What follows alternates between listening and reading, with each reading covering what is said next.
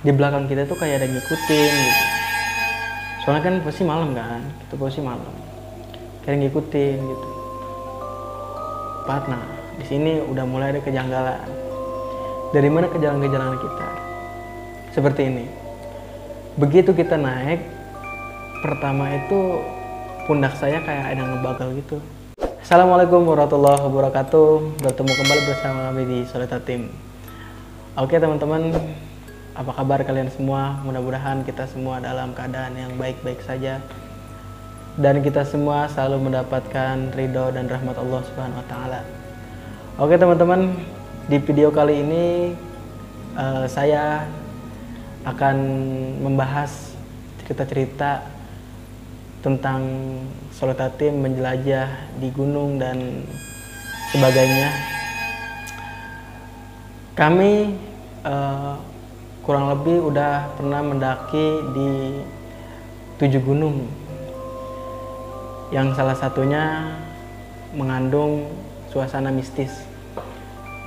Seperti apa kemistisan yang kami rasakan tatkala kami sedang mendaki gunung dan kami sedang traveling di alam?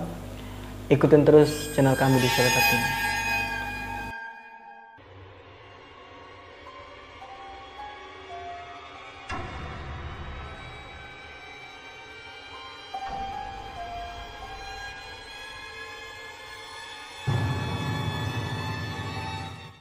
Oke teman-teman, di video kali ini kami disponsori oleh di sebelah saya, yaitu Buya Cambungin.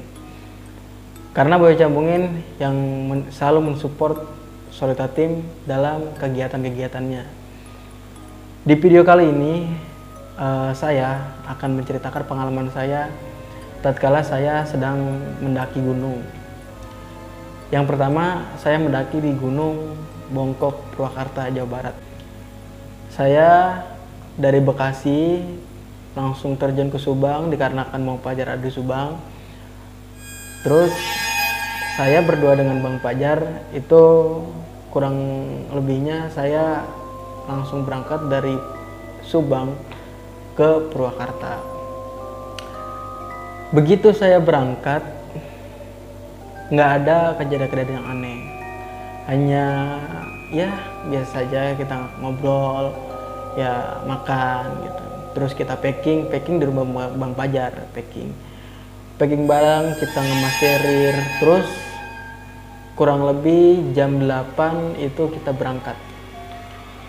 Pas begitu kita berangkat, dari jam 8 kita sampai di Purwakarta jam kurang lebih jam 10 siang. Nah, pas begitu kita sampai di base camp pertama Gunung Bongkok, di situ ya kita biasa saja, kita langsung daftar, kita simaksi, langsung kita biasalah kita ngemas barang. Habis itu kita belanja ke minimarket. Jadi emang minimarket masih ada di perkampungan. Jadi saya belanja di minimarket, habis itu nggak ada kejadian-kejadian yang aneh. Begitu kita naik lagi, langsung kita naik ke pos 3, ke pos 4. Nah, di sini udah mulai ada kejanggalan. Dari mana kejanggalan kita? Seperti ini. Begitu kita naik, pertama itu pundak saya kayak ada yang ngebagal gitu. Kayak semacam kita dilempar sama ya katakanlah penunggu dari Gunung Bongkok ya. Saya dilempar, plak. Ya saya positive thinking aja, mungkin emang ranting yang jatuh di pundak saya gitu. Nah kedua, begitu kita naik lagi, naik. Nah pas kita di hampir nyampe ke pos 4, di situ kita udah ngerasain hal-hal yang kurang enak lah, kurang sedap. Ketiga, kejadian ketiga yang janggal itu pas saya ngeplog. Nah nanti lihat aja di channelnya, di YouTube-nya itu ada. Pas saya ngeplog, begitu saya ngeplog, ada kejadian yang di luar nalar, teman-teman. Jadi saya itu ngelihat kayak pohon dua gitu, tapi nggak nyatu gitu, dua. Di situ saya ngelihat kayak ada sosok gitu, anak kecil,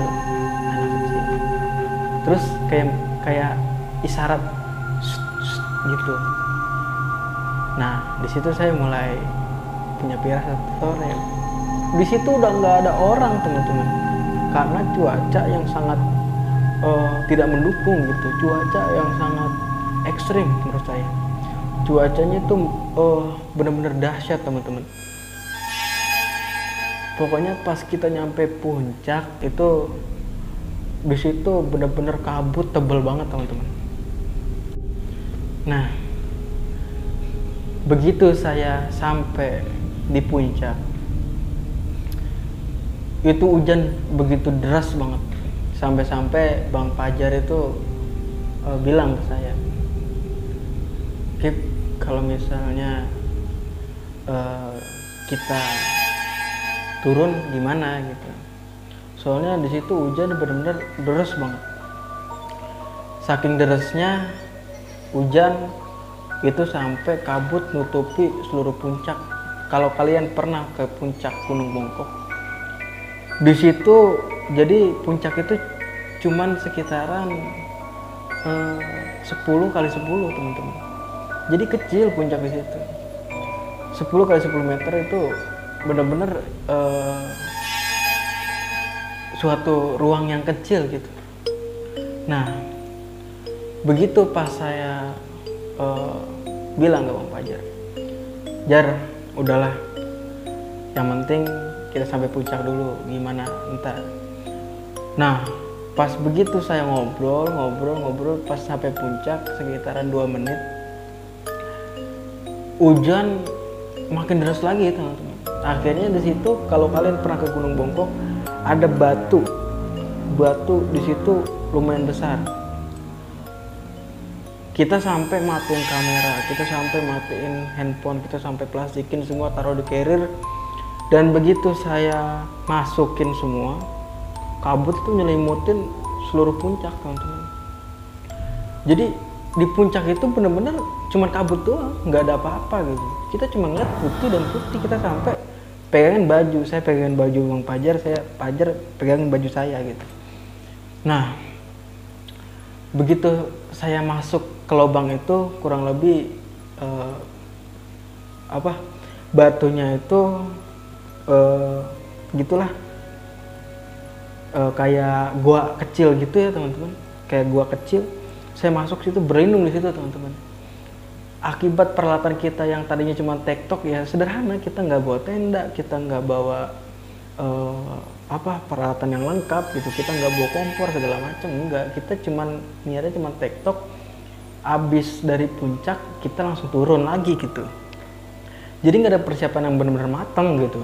Kita dari rumah juga cuman siapin itu aja, dan kita nggak sampai siapin segala-galanya gitu sampai kita muncak. Nah, pas begitu saya turun lagi, kita belum turun. Di situ kita masih kejebak di puncak sejam, 2 jam, 3 jam, sampai ke 4 jam baru reda hujan, teman-teman. Baru reda hujan. Di situ kita posisi udah malam, hujan berhenti itu udah malam, kabut itu udah menyelimuti kita gitu. Kita yang beralaskan cuman senter flash HP, kita berusaha turun, teman-teman, supaya kita nggak dikejar hujan lagi. Kita berusaha turun di situ. Pokoknya mah kita udah nggak bisa apa-apa lagi. Kita turun, kita packing, kita turun. Nah, pas turun di situ kita punya kejanggalan lagi, teman-teman. Di situ saya sama Fajar punya firasat gitu. Di belakang kita tuh kayak ada ngikutin gitu. Soalnya kan posisi malam kan, kita posisi malam. Kayak ngikutin gitu.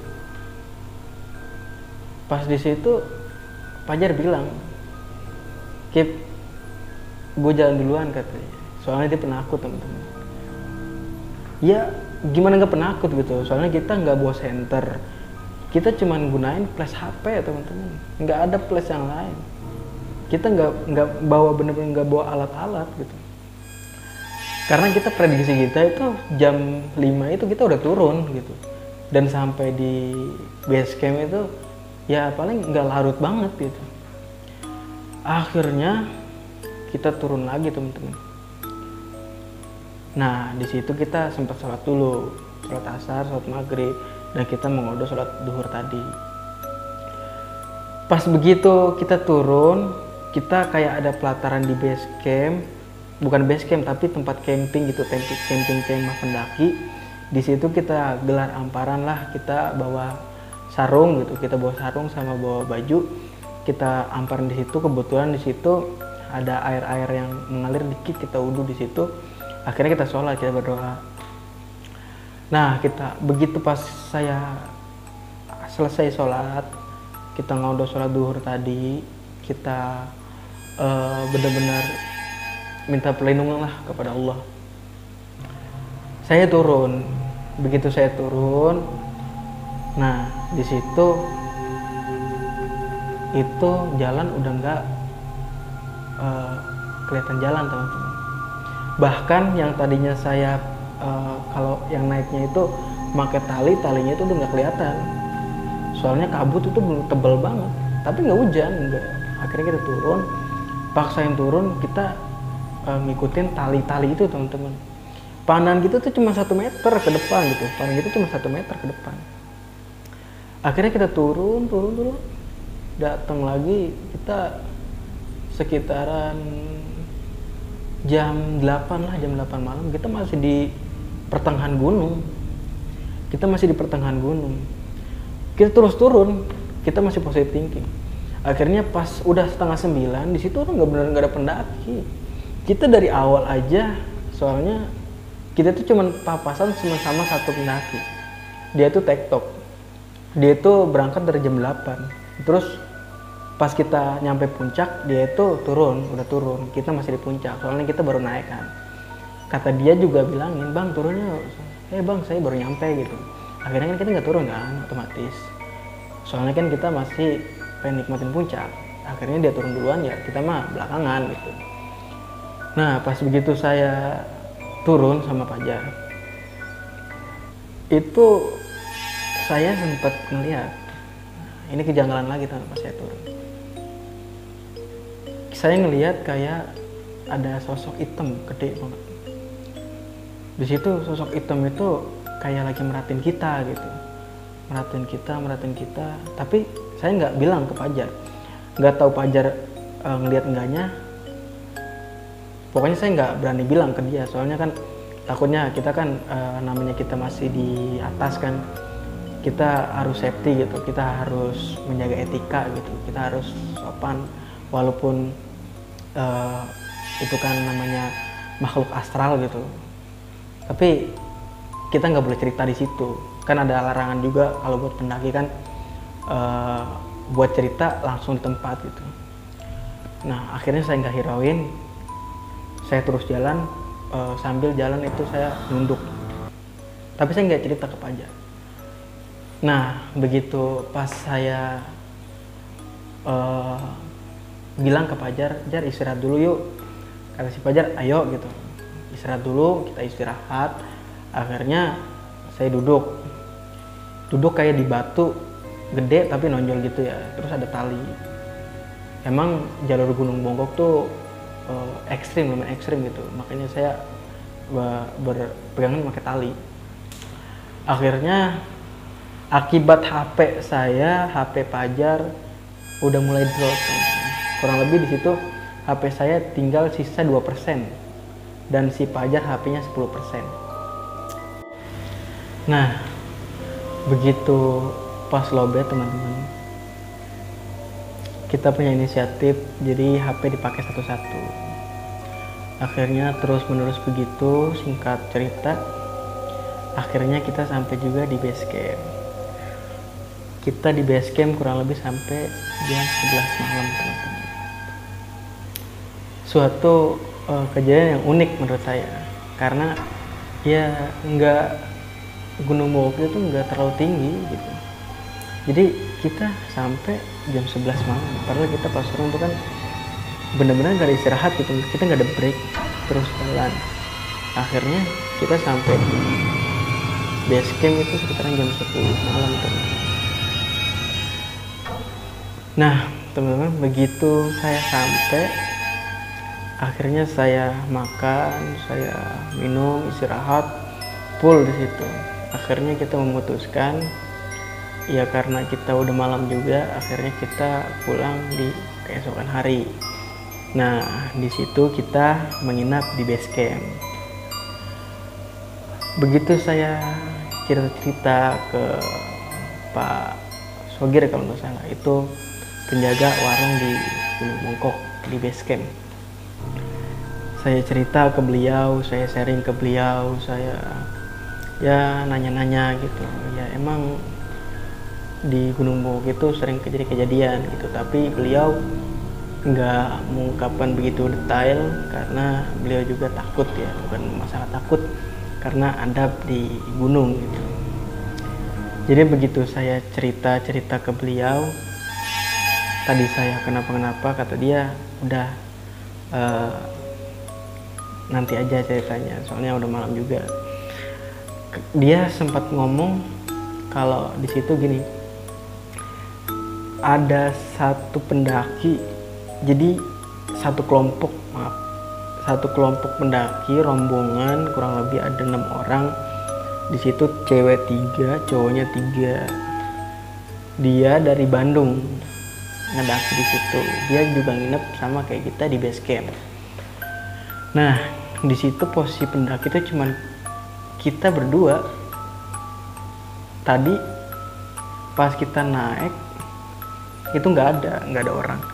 Jadi pas kita turun juga di base camp itu cuma kita berdua. Jadi di gunung itu tuh benar-benar kita cuma berdua. Jadi nggak ada orang lagi. Benar-benar nggak ada orang lagi teman-teman. Cuman kita berdua. Turun kita naik berdua, turun juga berdua. Jadi terakhir kali pendaki kita ngeliat itu yang tadi di puncak, dia tek-tek turun. Kata bapak yang penjaga warung juga, katanya tadi cuma ada pendaki sore turun gitu. Jadi nggak ada lagi yang naik, cuman kita doang yang turun, terus nggak ada lagi yang naik yang ada turun, cuma kita doang berdua sama Fajar. Jadi di situ kita juga kaget, wah kok gunung segini gedenya cuman kita berdua gitu, cuman kita berdua naik turun gitu. Jadi ya nggak aneh juga sih sebenarnya kalau dalam pendakian, karena emang cuaca yang begitu sangat buruk, yang nggak mungkin mendaki cuma kita doang. Ya emang kita kejebak di puncak, ya mau gimana lagi, udah gitu skenario-nya gitu.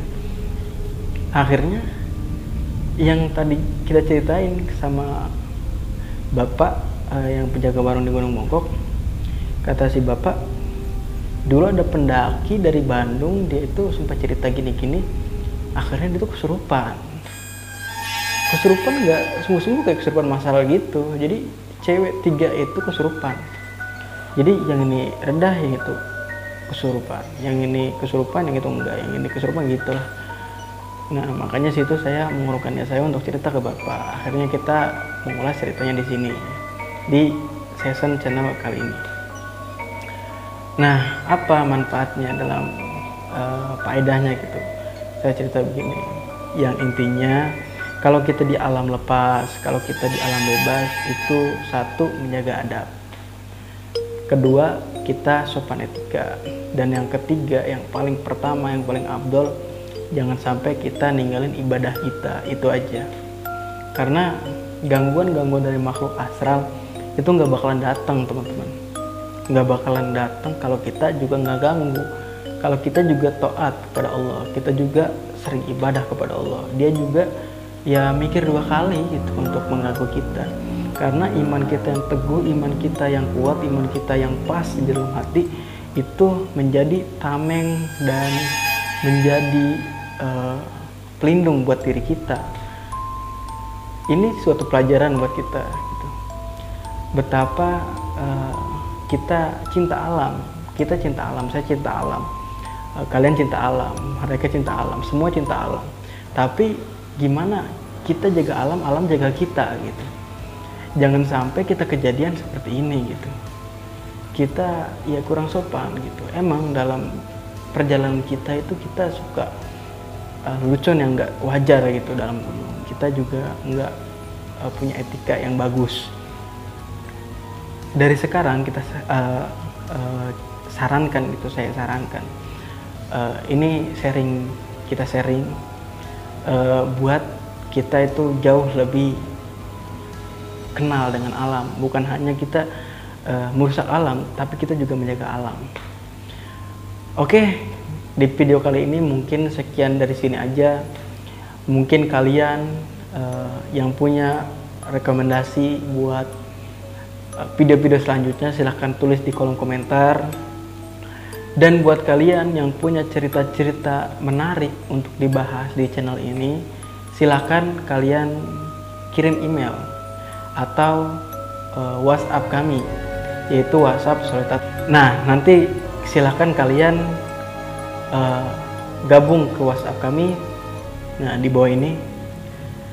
Nah, nanti kalian bisa sharing atau cerita mengenai cerita-cerita kalian yang bersangkut pautan dengan mistis atau alam, atau enggak cerita-cerita kalian yang menarik untuk kita bahas.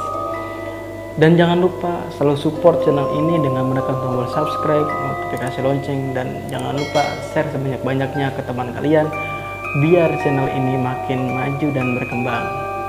Karena tanpa support dari kalian, kita tidak bisa jadi apa-apa. Oke, sekian dari video kali ini. Mudah-mudahan kita bisa bertemu kembali di lain waktu, dan salam lestari.